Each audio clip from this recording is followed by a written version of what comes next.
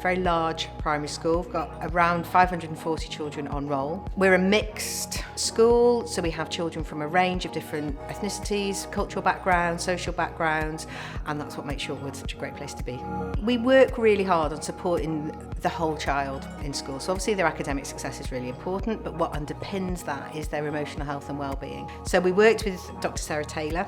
So she came up with Calm Brain. But as we say, there was some element of how that would fit into the classroom.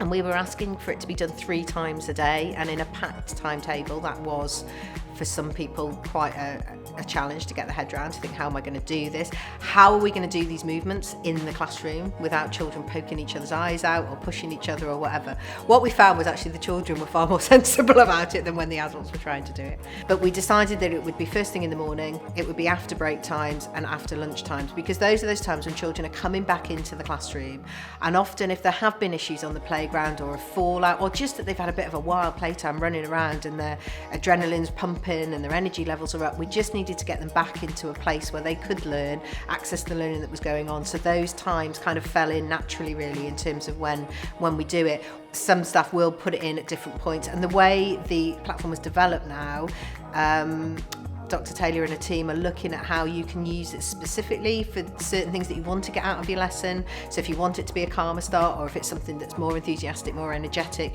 you can choose different ones to do. So staff are being a bit more free with it now in terms, but it still has to happen 3 times a day. We started with the heartbeat version, which is quite a simple version. We introduced it as a whole staff initiative, a whole school initiative, and that was quite important to us, that everybody had to be involved. As we say, there was some element of how that would fit into the classroom, but we very quickly began to see an impact. And what we were seeing was children that were far more ready to learn. We're using it right from nursery. There's been some scepticism there when people are coming, really the youngest children, but right from nursery all the way to year 6 are really using it, and all of that core strength and physical development, which is really important for our children, is coming through. We are seeing children that are ready to learn much quicker. We are seeing staff that feel better in themselves, so their emotional health and well-being is being promoted as well. We're seeing a language that children now have to be able to talk about how they're feeling and their emotional health and well-being, and that for me is really important, that children can take this away and use it elsewhere as well. So it's not just used within those 3 or 4 minutes 3 times a day. It's using movement and music to encourage our children to get to that kind of calm place.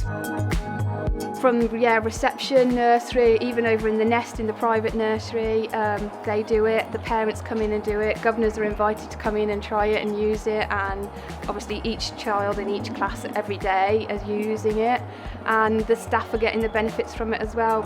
From when we started, I've had children that perhaps don't always have such positive play times, and you can see once the music starts, once they're ready or they see the screen come on, it kind of changes their attitude, and then what could have been a problem is now a child ready to learn. So I think it really does impact on them. I think it's a nice idea. It's a lovely school with a lovely environment anyway, so I think I really like the idea of them introducing something new. Benefits for Rebecca, probably her learning to use the techniques out of school, which is really nice. I've seen her at home, maybe when she's had homework to do, get herself a little bit wound up. She knows how to maybe calm herself down, take some deep breaths, use the techniques she's learnt in class and apply them then. I feel nice and calm, and then it feels easier to get on with your work.